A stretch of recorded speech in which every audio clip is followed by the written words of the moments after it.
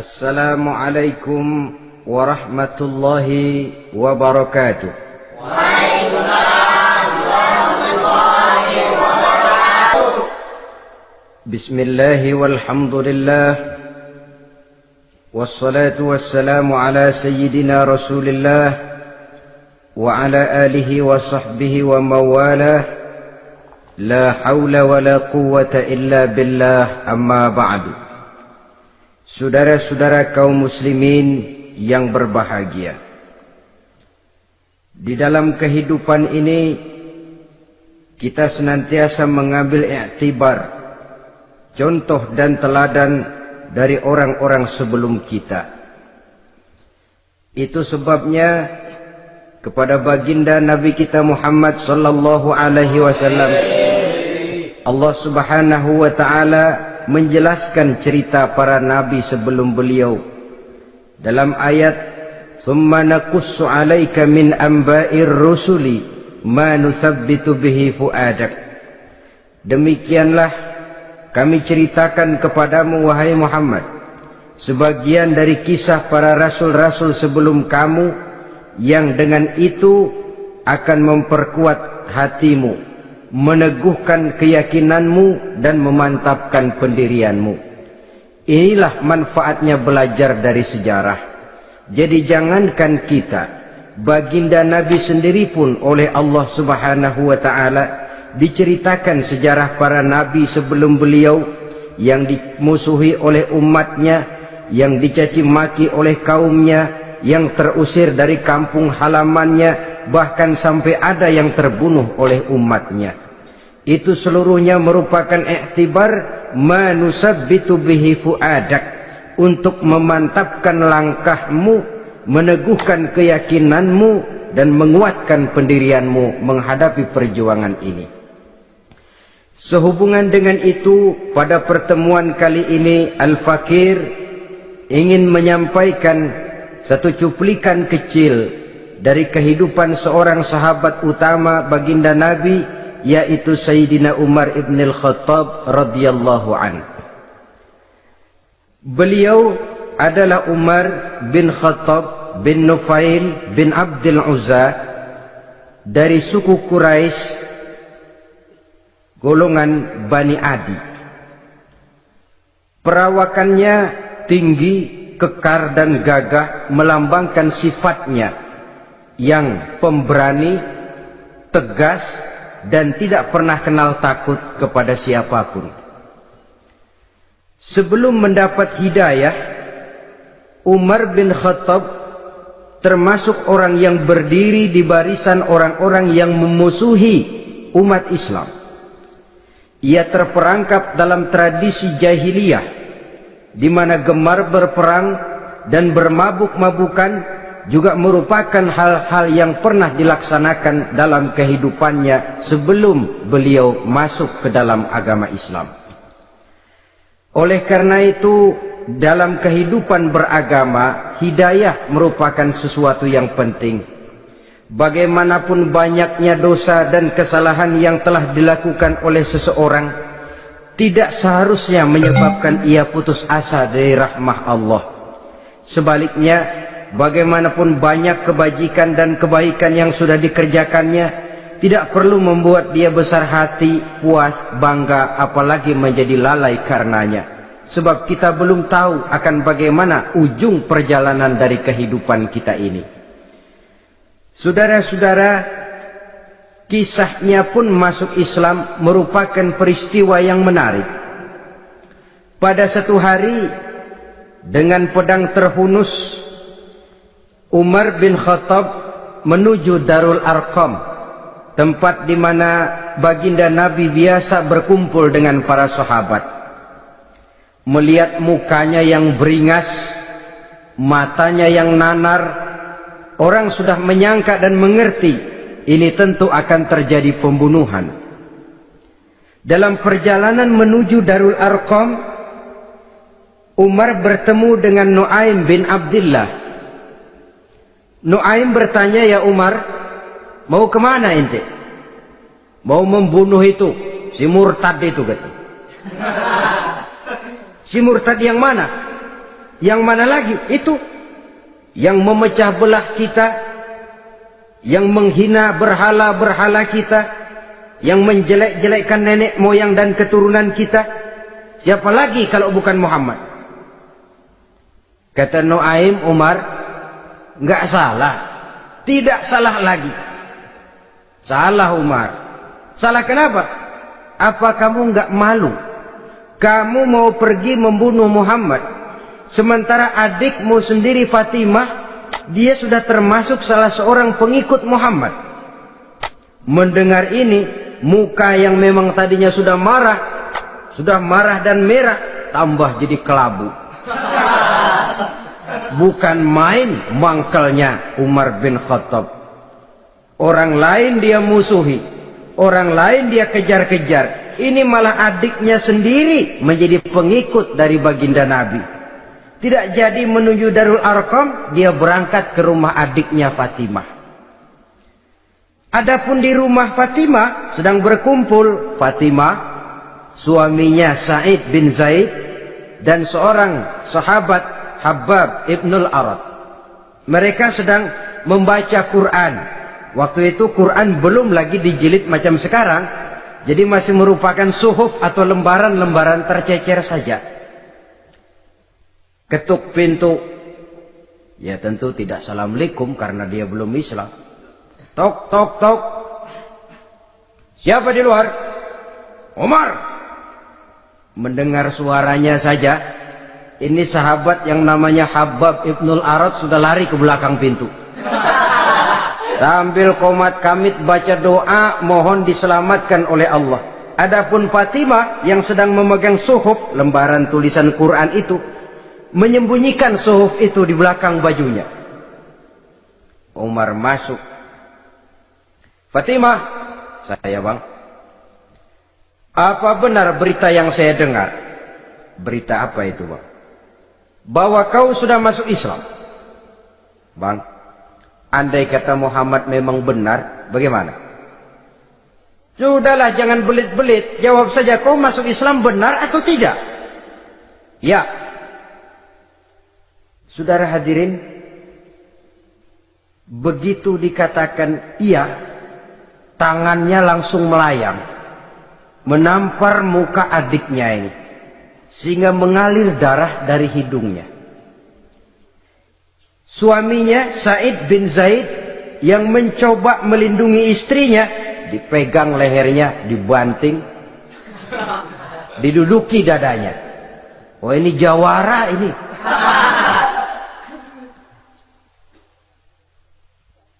Namun pada saat sedemikian, suara kebenaran terpantul dari mulut Fatimah, adik dari Umar bin Khattab ini. Umar, apakah engkau memukul orang yang bersaksi bahwa tidak ada Tuhan melainkan Allah dan Muhammad Rasulullah? Apakah engkau menganiaya seseorang yang terpanggil untuk mengikuti kebenaran? Manusia macam apa engkau, Umar? Saudara, memang dia orang keras, tapi hatinya mudah menerima kebenaran. Sehingga mendengar kalimat adiknya ini tercenung dia sejenak, melongok, bengong kata anak sekarang. Ini kalau tidak karena keyakinan yang mantap, tidak mungkin orang ini, anak adik saya ini bicara macam begini. Umar, mengapa engkau memukul orang yang bersaksi bahwa tidak ada Tuhan melainkan Allah dan Muhammad Rasulullah? Mengapa engkau pukul orang yang mengikuti kebenaran, menerima hidayah dari Allah? Begitu yakin dan mantapnya, walaupun di tengah satu hal yang sangat menakutkan. Siapa yang tidak takut orang Quraisy berhadapan dengan Umar bin Khattab yang dikenal sebagai singa padang pasir pada waktu itu? Malahan dia termasuk salah seorang jagoan di tradisi masyarakat jahiliyah itu. Ada satu pasar yang namanya pasar Ukaz. Tiap tahun di pasar itu diadakan pesta. Pertama pertandingan syair. Jadi penyair waktu itu jadi kebanggaan. Syair-syair yang menang itu digantung di dinding Ka'bah. Jadi setiap suku akan bangga kalau mempunyai ahli syair yang hebat. Nah, lalu diadakan juga lah perlombaan balap kuda, memanah, termasuk gulat. Lah Umar ini tiap kali pertarungan mesti menang. Belum pernah ada yang berhasil mengalahkan dia. Jawara.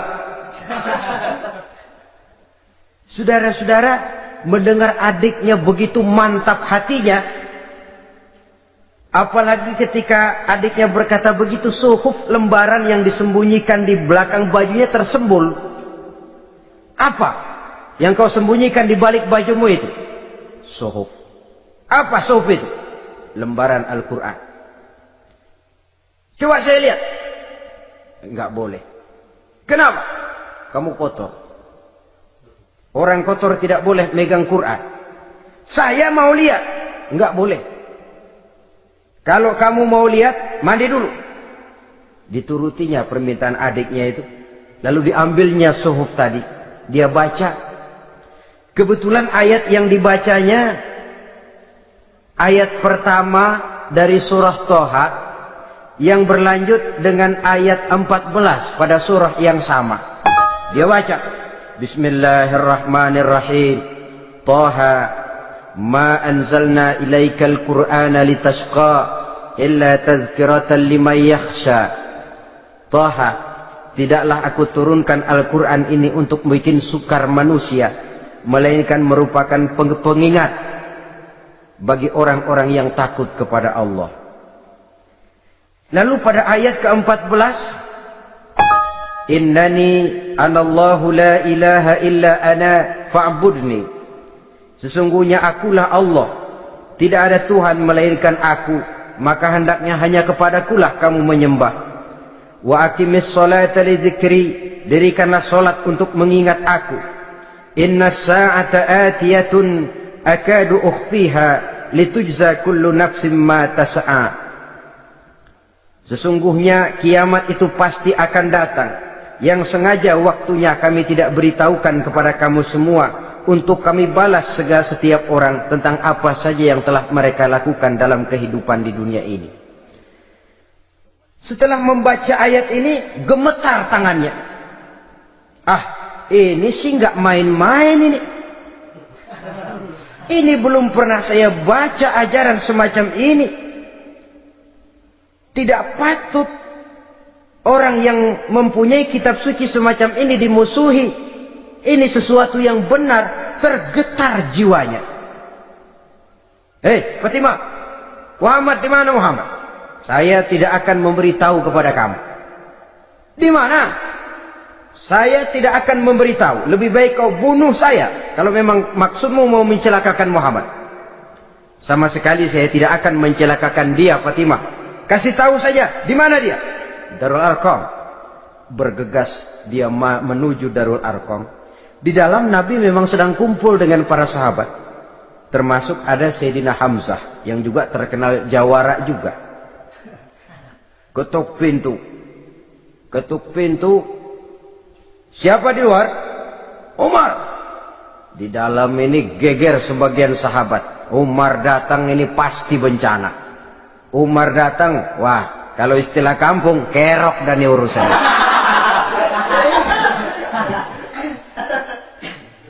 Tapi baginda Nabi menenangkan mereka. Tenang, mudah-mudahan ada hikmahnya. Sayyidina Hamzah tampil, bukakan dia pintu.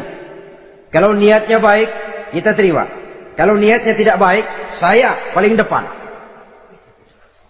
Dibukakan pintu.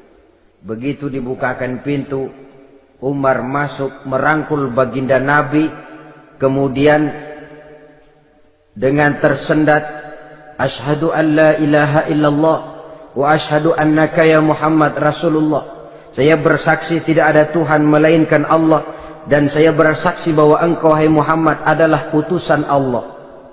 Sahabat takbir semua, Allahu Akbar, Allahu Akbar. Kegembiraan meliputi suasana ketika itu. Kenapa? Karena sebelumnya dikala Umar belum masuk Islam, dia merupakan ganjalan yang paling dikhawatirkan oleh umat Islam.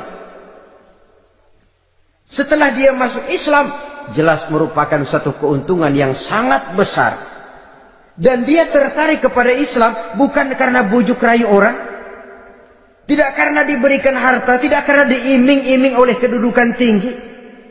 Tapi karena kebenaran, hidayah menembus hatinya melalui wasilah ayat dalam surah Thaha yang dibacanya melalui suhuf yang dipegang oleh adiknya tadi.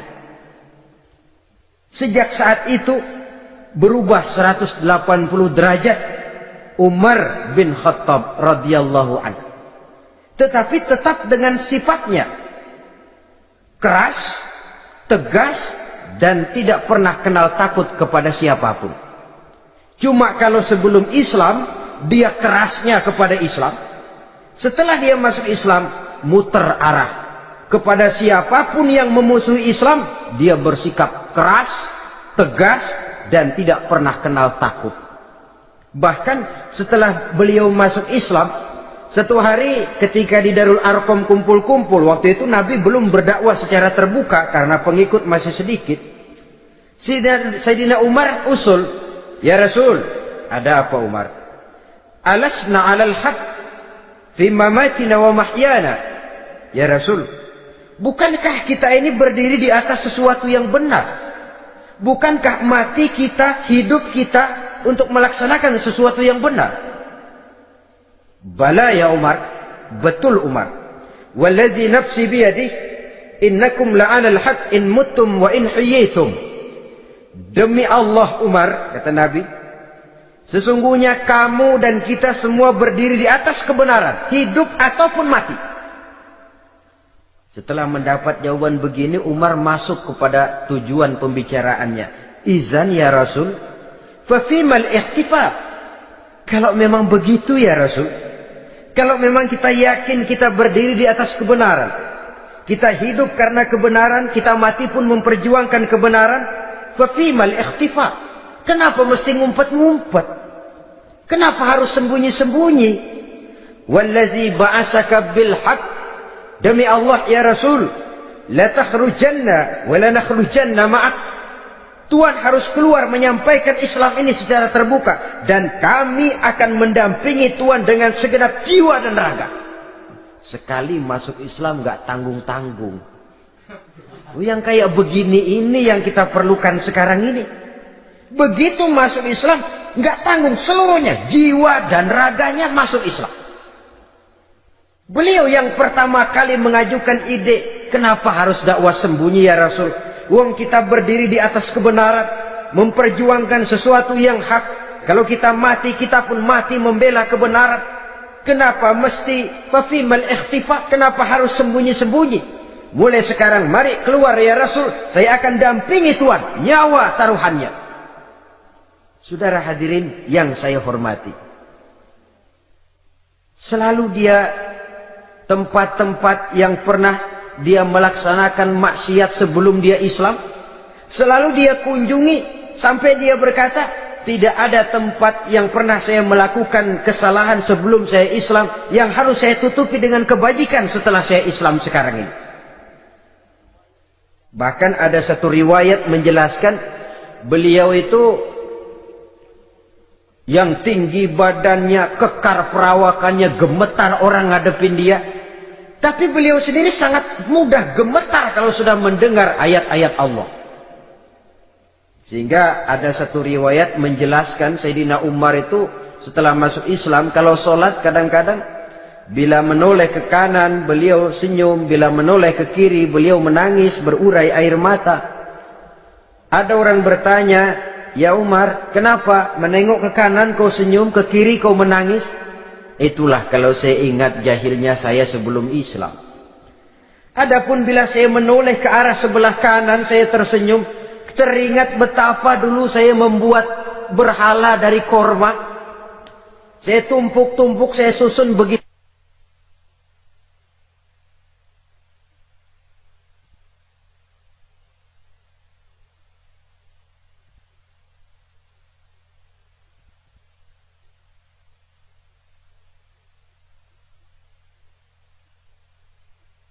Itu rupa.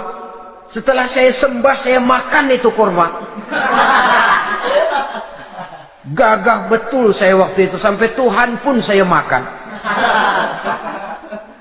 Adapun kalau saya menoleh ke kiri, teringat putri kesayangan saya yang terbawa oleh tradisi jahiliyah, takut menanggung aib, merasa malu mempunyai anak perempuan, sampai dia terkubur hidup-hidup.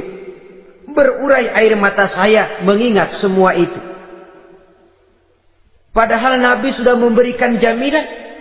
Sebab saudara, jangan lupa, orang kafir masuk Islam, dalam Islam itu dihitung dari bayi lagi. Dari nol, itulah untungnya. Jadi misalnya sudah 60 tahun, dari kecil sampai 60 tahun kafir. Umur 61 masuk Islam. Nah, sejak umur 61 itulah yang dihisab oleh Allah. 60 tahun ke bawah gratis bersih pemutihan. Istimewa betul. Tapi jangan lalu diniatin, gua kafir aja. Nanti sudah tua-tua mau giliran mati baru Islam. Nah, itu diniatin lain. Ini yang karena faktor hidayah, saudara-saudara. Nah, cintanya kepada baginda Nabi luar biasa. Dalam setiap pertempuran beliau selalu di front terdepan. Bahkan demikian cintanya sampai ketika hari di mana baginda Nabi wafat, saudara-saudara. Disampaikan berita wafat Nabi kepada Umar ini. Ya Umar, baginda Nabi sudah wafat. Kamu ngomong apa? Baginda Nabi sudah wafat. Bukan sedih, nyabut pedang, keluar matanya melotot. Siapa yang bilang Muhammad mati, saya tabas batang lehernya. Begitu cintanya beliau kepada baginda Nabi, sampai-sampai nggak menerima kalau Nabi wafat. Taruhlah nggak bisa mati bersamaan, bolehlah mati beriring-iring saja barangkali maksudnya. Saudara-saudara, cabut pedang, kelayaban kemana-mana. Ayo, siapa ngomong Muhammad mati, saya tabas batang lehernya. Sampai bertemu dengan Sayyidina Umar, Sayyidina Abu Bakar. Di tempat orang banyak, Sayyidina Abu Bakar yang bijaksana ini pidato. Ayuhan nas, man kana ya'budu Muhammadan fa inna Muhammadan qad mata wa man kana ya'budu Allah fa inna Allah hayyun la yamut. Wahai manusia, barang siapa yang menyembah Muhammad, maka Muhammad sudah mati. Tetapi barang siapa yang menyembah Allah, Allah akan hidup selamanya dan tidak akan pernah mati. Mendengar pidato ini, Sayyidina Umar sadar bahwa sebenarnya yang tidak bisa mati itu cuma Allah. Bagaimanapun agungnya baginda Nabi, besarnya baginda Nabi, tinggi akhlak budi pekertinya Nabi, cintanya beliau kepada Nabi, tak Nabi manusia. Dan manusia harus mati. Kemudian dibacakan surah Ali Imran ayat 144. Wa ma Muhammadun illa rasul qad khalat min qablihi rusul afa immata aw qutilan qalabtum ala aqabikum. Muhammad tidak lain daripada manusia, telah datang kepadanya rasul. Apakah jika ia mati engkau kembali menjadi murtad atau mundur ke belakang? Mendengar ayat ini dibacakan, Sayyidina Umar sadar, berurai air matanya, menangis dalam kesedihannya. Ini cintanya yang demikian tinggi kepada baginda Rasulullah sallallahu alaihi wasallam. Begitulah seluruh kesalahan yang dia lakukan pada saat sebelum dia masuk Islam, berusaha dia tutupi dan dia tebus dengan segala kebaikan, pengabdian, perbuatan soleh setelah dia masuk Islam. Sehingga diajarkan oleh baginda Nabi, ittaqillaha haitsu ma kunta wa atbi'i sayyi'atal hasanata tamhuha wa khaliqin nasa bi khuluqin hasanin. Bertakwalah kamu kepada Allah, kata Nabi, dimanapun saja kamu berada. Jadi takwa tidak kenal tempat. Dimanapun saja kamu berada, bertakwalah kepada Allah. Di rumah takwa, di pasar takwa, di kantor takwa, di tengah orang banyak takwa, pada waktu sendirian takwa. Ittaqillaha haitsu ma kunta. Bertakwalah kau kepada Allah dimanapun saja kamu berada. Jangan takwa pakai tempat. Di masjid takwa, di kantor nyolong. Itu tidak haitsu makunta. Yang diajarkan oleh Nabi, dimanapun kamu berada, bertakwalah kepada Allah. Wa atbi'i sayyi'atal hasanah tamhuha, dan iringi perbuatanmu yang salah dengan kebaikan. Jadi kalau satu saat terselip kita berbuat salah, cepat iringi dengan kebaikan, tamhuha, dengan harapan kebaikan yang kita kerjakan akan menutupi dosa yang terselip kita lakukan. Ngomongin orang, astagfirullahaladzim, banyak istighfar. Istighfarnya mudah-mudahan bisa nutupin dosa karena ngomongin orang. Tapi jangan lalu tambah sulap. Ngomongin orang istighfar, terus ngomongin lagi istighfar lagi. Itu tentu tidak bisa dengan cara begitu. Barangkali terselip pernah mengambil harta orang tanpa alasan yang hak, imbangi dengan rajin sedekah misalnya. Barangkali pernah menyakiti hati orang, imbangi dengan perbuatan yang bisa menyenangkan hati orang lain. Itu namanya mengiringi perbuatan yang bersifat salah dengan kebajikan. Ini yang dilakukan oleh Sayyidina Umar. Setiap pelosok hampir dia datangi. Tempat-tempat di mana dia pernah melakukan kesalahan sebelum Islam, di sana dia tegakkan kebajikan dan kebaikan. Kegagahannya, keperkasaannya, keberaniannya sepenuhnya bulat-bulat sudah diwakafkan untuk kepentingan Islam. Saudara hadirin yang saya hormati, diperlukan orang-orang yang punya keberanian macam Sayyidina Umar. Berani karena panggilan hidayah, bukan berani babi. Babi berani juga babi, cuman nyeruduk. Artinya berani yang tanpa pertimbangan. Berani yang tanpa pertimbangan pada akhirnya akan menyulitkan kita sendiri. Beliau gagah, beliau berani, beliau punya kekuatan, beliau punya wewenang, dan itu dimanfaatkannya untuk menjadi backing baginda Nabi kita Muhammad sallallahu alaihi wasallam. La takhrujanna wa la nakhrujanna ma'ak ya Rasul. Rasul, keluar, sampaikan dakwah secara terbuka. Saya akan mendampingi Tuhan. Jika ada yang ganggu Tuhan, saya paling depan.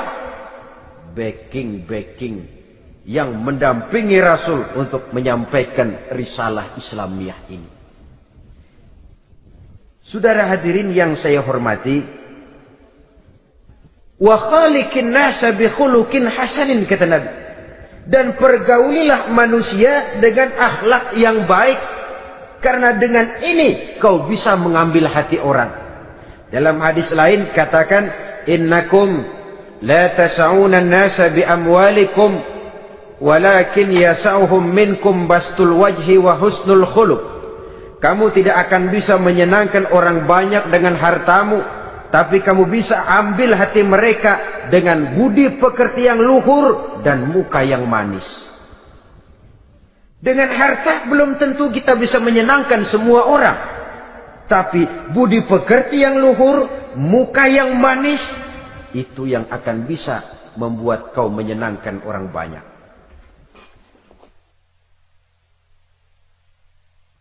Setelah baginda Rasul wafat,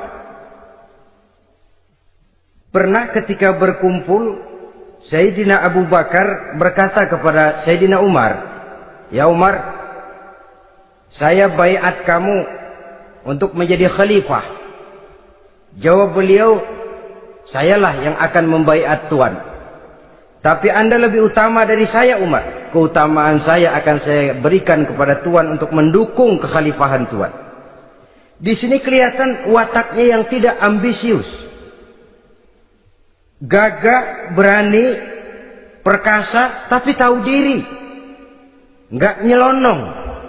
Tidak menggunakan kekuasaannya, kegagahannya untuk maksud yang sewenang-wenang. Oleh karena itu setelah Sayyidina Abu Bakar wafat, beliau dilantik menjadi khalifah, keluarlah pidatonya yang terkenal. Ayuhan nas, inni qad wullitu alaikum walastu bi khairikum. Hai manusia, aku telah dipilih menjadi pemimpin kamu. padahal aku bukanlah orang yang terbaik di antara kamu. Kalau tidaklah karena aku melihat keutamaan, keteguhan yang dapat melindungi kalian, berat rasanya aku memikul amanah ini. Sebab apa? Alangkah beratnya menunggu datangnya perhitungan di akhirat nanti terhadap Umar. Ini yang jadi motifnya memegang jabatan khalifah.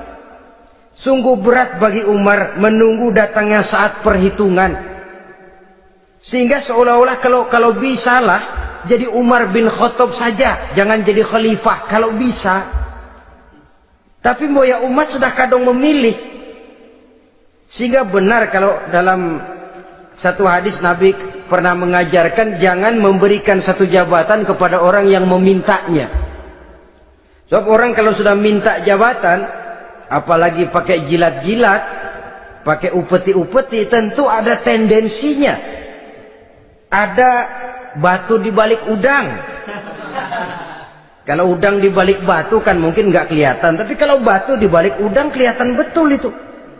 Ada maunya, ambisinya. Jangan memberikan satu jabatan kepada orang yang memintanya. Seakan di batinnya Sayyidina Umar menyesali. Kenapa Umar nggak jadi Umar saja, kok mau jadi khalifah gitu. Alangkah berat perhitungan buat saya di akhirat nanti. Nah, setelah jadi khalifah, sebagai satu i'tibar, saya akan mencoba mengemukakan beberapa sifatnya yang menonjol untuk pelajaran buat kita semua. Pertama, sikapnya terhadap keluarganya setelah beliau menjadi khalifah. Kedudukan sebagai keluarga Umar bin Khattab bukan merupakan kedudukan istimewa. Itu ditanamkan betul kepada keluarganya. Jangan karena bapakmu khalifah, lalu mentang-mentang anak khalifah kau merasa dapat fasilitas, merasa bisa berbuat semau-maumu. Kau harus punya tanggung jawab dan beban moral, memberikan contoh yang lebih baik kepada rakyat. Ini yang ditekankan kepada keluarganya. Kalau beliau mau mengeluarkan undang-undang, undang-undang itu lebih dahulu dibicarakan di tengah keluarganya, kumpul anak-anaknya. Ini akan ada undang-undang begini. Siapa di antara kalian mau mentaati, persilakan. Yang tidak pun persilakan. Tapi saya ingatkan, kalau ada dari keluarga Umar yang melanggar peraturan yang saya keluarkan ini, saya akan menghukumnya 2 kali lipat karena dia keluarga saya. Menghukumnya 2 kali lipat karena dia keluarga saya. Jadi bukan mentang-mentang anak babe lalu kebal hukum. Tidak. Siapa yang di antara kalian melanggar peraturan ini, akan aku kenakan hukuman 2 kali lipat karena dia keluargaku. Nah, saudara hadirin yang saya hormati, lalu berwibawa, dijaga betul keluarganya. Suatu hari beliau datang ke rumah putranya Abdullah bin Umar. Ketika masuk dilihatnya Abdullah bin Umar sedang makan daging. Makan daging. Merah muka Umar. Mentang-mentang anak khalifah ya. Mentang-mentang anak Amirul Mukminin ya, kamu makan daging. Lihat tuh rakyat kita masih banyak yang kelaparan, makan daging, makan roti keras. Padahal itu halal. Sesuatu yang diperoleh dengan usahanya sendiri. Tetapi begitu hati-hatinya Umar untuk menjaga pandangan orang. Keluarga khalifah merupakan beban moral sebab akan dijadikan contoh oleh rakyatnya. Mentang-mentang anak khalifah ya makan daging. Lihat tuh rakyat, roti keras digarotin. Lain saat beliau pergi ke satu pasar. Di situ dilihat ada sapi gemuk-gemuk. Tempat lain sapinya kurus-kurus. Tanya, ini yang gemuk-gemuk sapi siapa? Sapi Abdullah bin Umar. Sapi anaknya. Panggil Abdullah bin Umar, suruh sini. Datang anaknya itu. Abdullah bin Umar, bagaimana ceritanya sampai ini? Begini, Bapak. Dahulu itu dengan uang saya beli sapi kurus-kurus. Lalu saya rawat. Saya berikan upah orang untuk merawat sapi-sapi itu. Sampai sekarang dia menjadi gemuk. Akan saya jual dan keuntungannya tentu sesuatu yang halal. Subhanallah, kata Umar. Kau ini anak Amirul Mukminin. Jual sapimu. Ambil modalnya, untungnya, masukkan Baitul Mal untuk urus kepentingan orang Islam. Dia nggak mau anaknya terlibat bisnis, ndompleng kekuasaan ayahnya. Karena mentang-mentang anak khalifah lalu segala macam bisnis lancar. Orang takut karena apa? Anak babe. Ada lagi. Pada waktu pembagian harta ghanimah, putri beliau yang namanya Hafsah, ini adalah istri baginda Nabi, meminta bagian. Kaum kerabat ayah, ini kerabat khalifah, kitalah dulu kerabat. Kalau kau kerabatku, maka jatahmu nanti dari ayahmu. Harta ini masih lebih banyak dibutuhkan oleh orang-orang Islam. Nanti belakangan, kalau ada sisanya. Belakangan kalau ada sisanya. La haula wala quwata illa billah.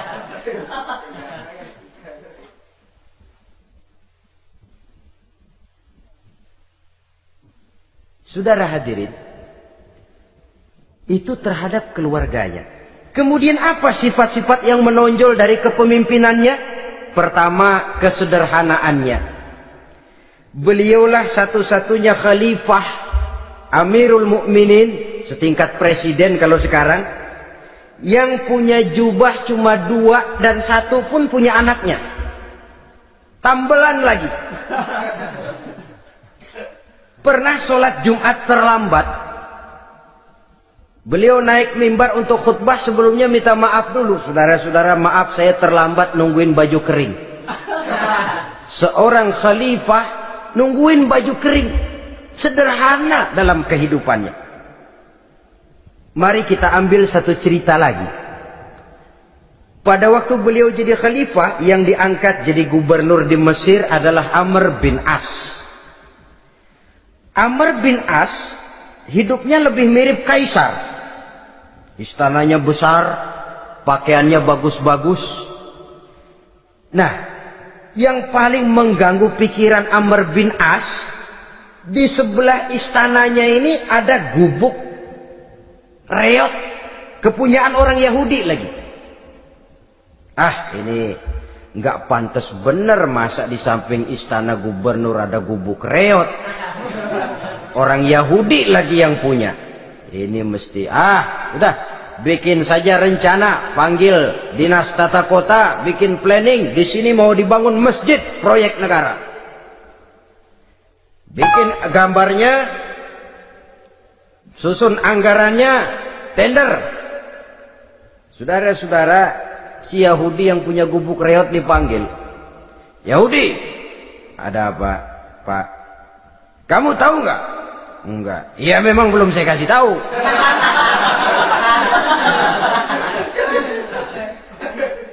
Ada apa, Pak? Itu kamu punya gubuk. Tahu? Kena proyek.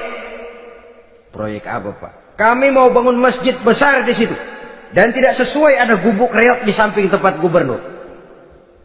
Jadi maksud Bapak, gubukmu, tanah-tanahnya mau saya bebaskan. Saya beli. Enggak mau, Pak. Saya enggak mau jual. Saya bayar 2 kali lipat. Enggak mau. 3 kali lipat. 6 kali lipat juga enggak mau, Pak. Saya dari muda peres keringat banting tulang cuma segitu-gitunya, Pak, tempat saya tinggal.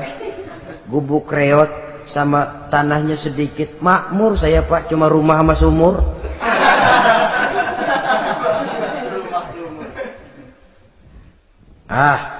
Ini Yahudi kelewatan juga. Akhirnya turun perintah, sudah, kalau dia nggak mau dibebaskan, gusur saja, tarik, ambil bulldozer. Digusur. Yahudi ini berurai air matanya.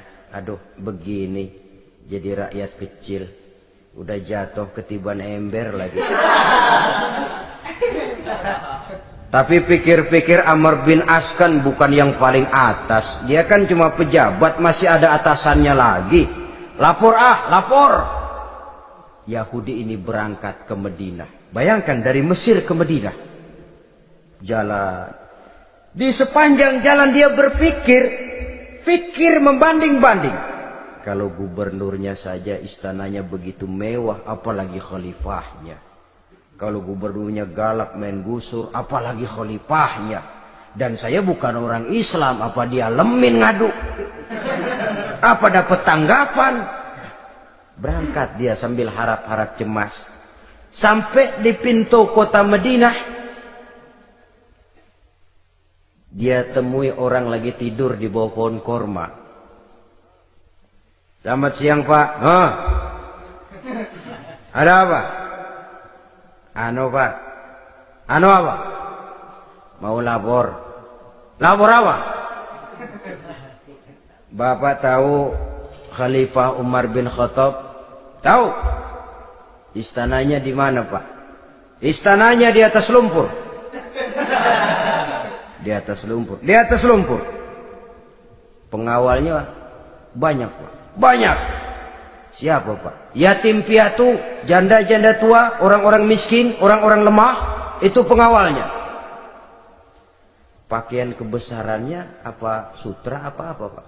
Pakaian kebesarannya malu dan takwa. Saya nggak ngerti Pak. Itulah Umar bin Khattab. Lalu orangnya sekarang di mana Pak? Di depan ente. Rupanya yang dia tanya itulah orangnya. Gemeter Yahudi ini, keringat bercucuran.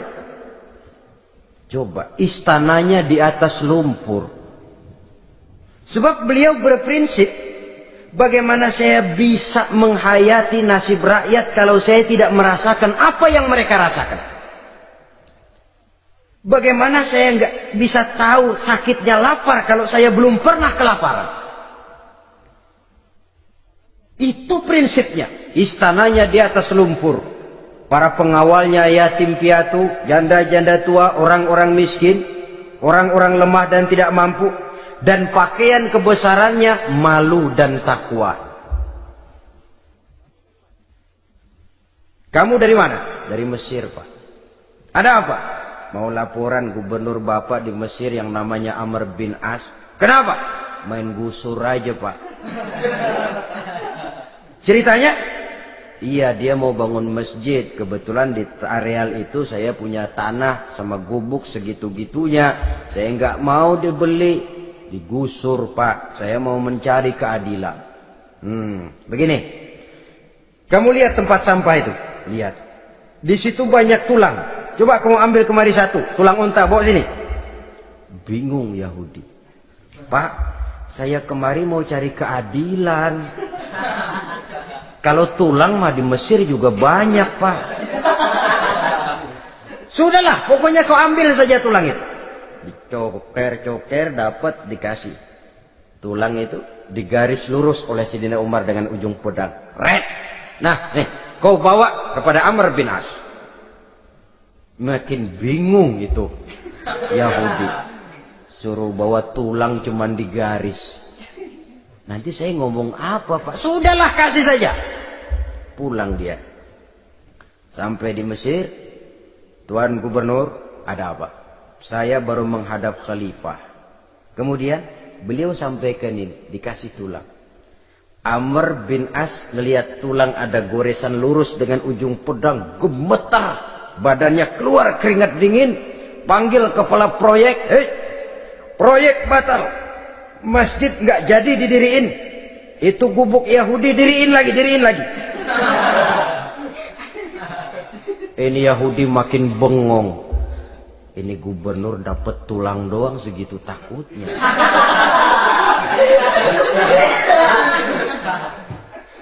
Ada apa sebenarnya Tuan Gubernur? Kamu tahu? Ini nasihat pahit buat saya dari Amirul Mukminin Umar bin Khattab. Seolah-olah beliau bilang, "Hai Amr bin As, jangan mentang-mentang sedang berkuasa ya. Pada suatu saat kau akan jadi tulang-tulang kayak begini. Maka mumpung kamu masih hidup dan berkuasa, berlaku lurus dan adillah kamu seperti lurusnya garis di atas tulang ini. Red. Lurus, adil, jangan bengkok. Sebab kalau kamu bengkok, nanti aku yang luruskan pakai pedangku. Siapa yang nggak ngeper digituin? Sampai akhirnya apa? Kata si Yahudi, Pak, kalau begitu Islam adil ya. Adil. Kalau gitu biarin dah Pak, tanah saya. Mau kamu jual? Bukan saya jual Pak, saya kasih aja dah. Campur gubuk-gubuknya, ambil aja dah.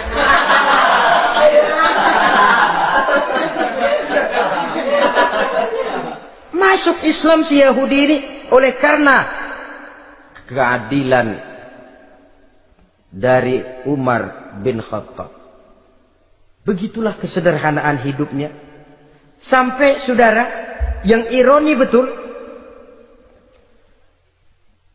pernah Utsman bin Affan, Ali bin Abi Thalib, Thalhah dan Zubair kumpul mendengar berita bahwa Sayyidina Umar ini punya hutang. Bayangkan, seorang khalifah untuk melangsungkan hidupnya sampai punya hutang. Padahal Baitul Mal di bawah kekuasaannya. Berunding Utsman, Ali, Thalhah, Zubair. Kalau kita langsung ngomong sama Umar nggak enak dong, dia nggak bakalan terima. Lewat putrinya aja, Hafsah deh. Baik. Hafsah ngomong sama Umar, Abah, kenapa? Bagaimana kalau honor Abah ditambah, ditingkatkan supaya hutang bisa ketutup? Hafsah, saya Abah. Siapa yang nyuruh kamu ngomong begitu? Enggak ada. Ada. Saya tahu ada ini. Kalau enggak ada, kamu enggak mungkin ngomong begitu. Tapi orangnya kalau saya tuntut, mereka mungkin enggak mau. Sekarang saya mau tanya Hafsah, kau kan istri Rasul, betul? Nah, saya mau tanya, suamimu makanannya apa? Daging? Bukan. Roti. Tempat tidurnya kasur empuk? Bukan. Kain kasar yang kalau musim panas kami bentangkan, kalau musim dingin separuh buat tidur, separuh buat selimut. Pakaian yang dibelikan untukmu berapa banyaknya? Cuma 2. Nah, itu guru saya, orang yang paling saya cintai, dan itu yang saya ikuti. Bahkan setelah beliau wafat, Sayyidina Umar ini hutangnya ditanggungkan kepada anaknya Abdullah bin Umar, dan itu pun dilunasi dengan menjual rumahnya, sehingga rumahnya itu disebut Darul Qadha, rumah bayar hutang. Begitu kesederhanaannya. Jadi nggak pakai aji mumpung jadi khalifah lalu kayak ikan gurita, tangan yang mana aja megang. Itu kan mental monyet. Monyet itu kan begitu, tangan megang kiri kanan, mulut ngawal, kaki megang, temennya dikasih masih ngerampas juga. Monyet rakus betul itu. Itu kesederhanaannya. Kenapa kesederhanaan ini timbul? Karena sikap zuhudnya. Zuhud itu tarkud dunia li ajlil akhirah. Orang yang mengambil dunia hanya yang diperlukan dengan lebih mengutamakan kehidupan akhirat. Watak zuhudnya yang sangat menonjol. Dialah pahlawan yang paling berani di medan perang. Dialah imam yang paling khusyuk di masjid. Dan tidak jarang kalau sholat sendiri, begitu membaca ayat yang menceritakan neraka, nangis berurai air matanya. Saudara hadirin ma'asyiral muslimin rahimakumullah. Jadi kesederhanaan dan kezuhudan ini bukan lewat teori disampaikan oleh Umar, bukan lewat penataran seluruh aparat, tidak, lewat contoh konkret. Inilah saya, contoh sederhana dan zuhud. Bagaimana saya akan bisa merasakan penderitaan kalau saya sendiri tidak pernah menderita? Bagaimana saya akan tahu sakitnya lapar kalau saya belum pernah kelaparan? Maka tanpa penataran, tanpa upgrading segala macam, berhasil karena prinsip keteladanan. Beliau jadi contoh utama. Dan sumber utamanya tentu tidak lain karena contoh dari baginda Nabi besar Muhammad sallallahu alaihi wasallam. 2, sederhana. Yang kedua, zuhud. Yang ketiga, sifat yang menonjol dari kekhalifahannya adalah adil. Kalau sudah bicara soal hukum, dia tidak pernah kenal kompromi. Adalah seorang pemuka Nasrani masuk Islam. Namanya Jabalah bin Aiham. Ketika dia bikin haji, kain ihramnya keinjak orang Arab yang hitam. Badui. Jengkel. Dia merasa bekas tokoh. Enak aja nih orang udah jelek nginjak lagi. Ditempeleng orang tadi. Orang ini lapor kepada Umar. Panggil Jabalah bin Aiham. Panggil. Kau ditampar? Betul Khalifah. Tampar dia. Tampar lagi. Dipukul orang itu. Di depan Sayyidina Umar. Jadi tidak karena kau ini bekas kepala suku, kau ini bekas orang terhormat, lalu ada kebijaksanaan yang tidak bijaksana. Kebijaksanaan yang akhirnya jadi tidak bijaksana. Dan itu memang sudah dimulai dengan memblokir keluarganya. Tidak satu keluarganya pun yang boleh mempunyai perasaan bahwa menjadi keluarga khalifah merupakan fasilitas dan keuntungan. Kau jangan makan di atas punggungku. Kau jangan menikmati fasilitas di atas keringatku. Dan tidak ada keinginan mewariskan jabatan khalifah kepada anak-anaknya. Pernah beliau musyawarah, saya bingung, kenapa khalifah? Gubernur Kufah ini sulit nyari orang. Diangkat yang lemah, rakyat ngeluh. Diangkat yang keras, rakyat juga ngeluh. Ada calon khalifah. Kalau ini mah nggak salah lagi nih buat gubernur Kufah. Siapa? Abdullah bin Umar. Anak beliau sendiri. Melotot matanya. Jangan macam-macam kau. Cukup satu orang Umar memegang jabatan ini. Kalau berhasil, kami keluarga Umar sudah merasakannya. Kalau gagal, cukup kegagalan seorang Umar. Tidak berusaha mengorbitkan anaknya. Wah, anak babe diangkat jadi ano. Tidak, malah diblokir. Cari yang lain. Tapi Abdullah bin Umar cukup syarat ya khalifah. Dia orang bertakwa dan soleh. Yang takwa dan soleh bukan cuma anak Umar. Anak orang lain juga banyak yang takwa dan soleh. Itu prinsipnya. Sehingga ketegasannya ini membuat orang jadi sungkan. Dan tidak seorang pun berani kirim-kirim upeti hadiah. Pernah itu ada pejabat dari Azerbaijan kirim makanan. Kue, mending apa? Kue. Gitu dicicipi enak. Enak juga ya kue ini. Enak khalifah. Ini di sana apa makan rakyat biasa? Bukan. Ini makanan orang-orang fit. Nah, dibungkus lagi itu kue. Dibungkus. Ontamu mana? Di luar. Ambil, bawa pulang, serahkan lagi kepada gubernur di sana, kasih tahu salam dari Umar bin Khattab. Kenyangkan dulu rakyat dengan makanan seperti ini. Kita belakangan. Jadi kalau rakyat lapar, saya orang pertama yang akan merasakan kelaparan. Tapi kalau rakyat makmur, biarlah saya menjadi orang terakhir yang kenyang. Kan bagus prinsip itu. Jikalau rakyat kelaparan, saya akan jadi orang pertama yang merasakan lapar. Tapi kalau rakyat makmur, biar saya jadi orang terakhir yang kenyang. Jangan dibalik. Pada saat rakyat kelaparan, dia kekenyangan. Dan selanjutnya, sikap keadilannya ini, saudara-saudara, menyebabkan hukum lalu jadi berwibawa. Pernah beliau jalan-jalan di lorong kota Madinah. Di tempat yang namanya Harah bersama Aslam. Ada ibu-ibu, anaknya nangis. Lapar ma. Sabar, dikit lagi matang katanya. Emang tuh ibu lagi ngerebus. Bunyi, air ngegulak.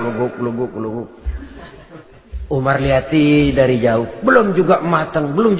Nih anak dari nangis, lapar, sampai capek nangis, sampai tidur. Anak tidur, Umar samperin. Bu,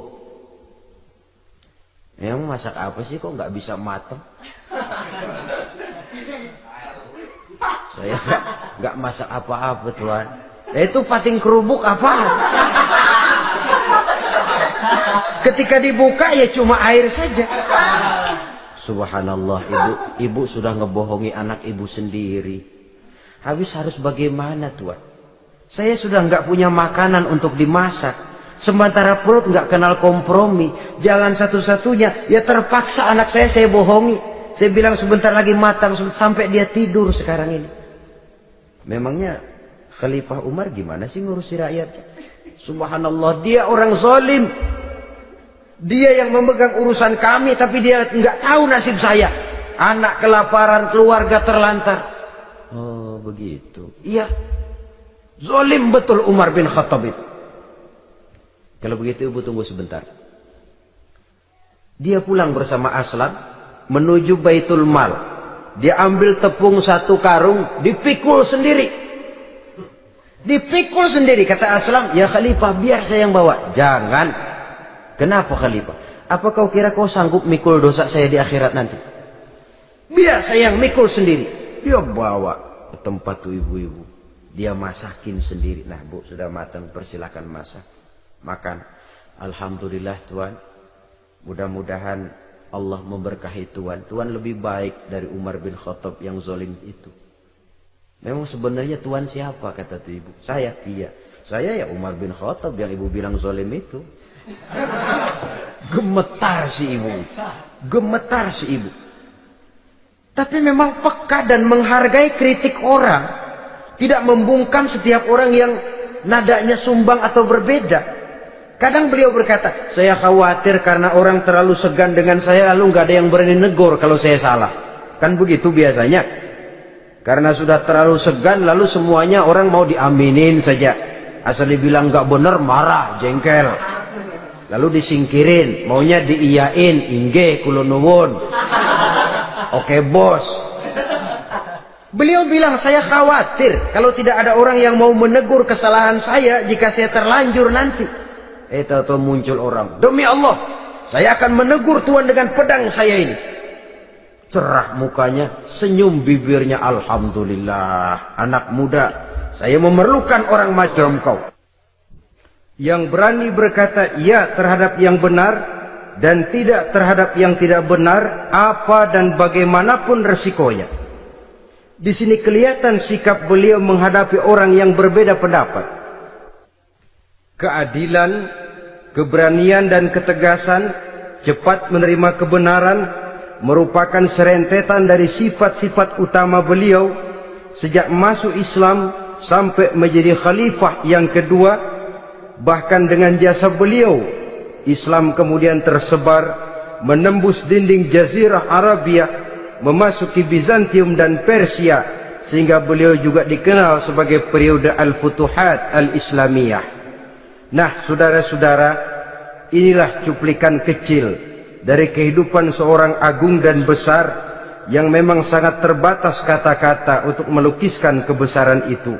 Namun yang secuplik ini mudah-mudahan menjadi sumbangan moral dalam rangka kita memperbaiki diri menuju kehidupan yang lebih baik. Terima kasih banyak atas segala perhatian. Mohon maaf atas segala kekurangan. Usikum wa nafsi bitaqwallah. Wassalamualaikum warahmatullahi wabarakatuh.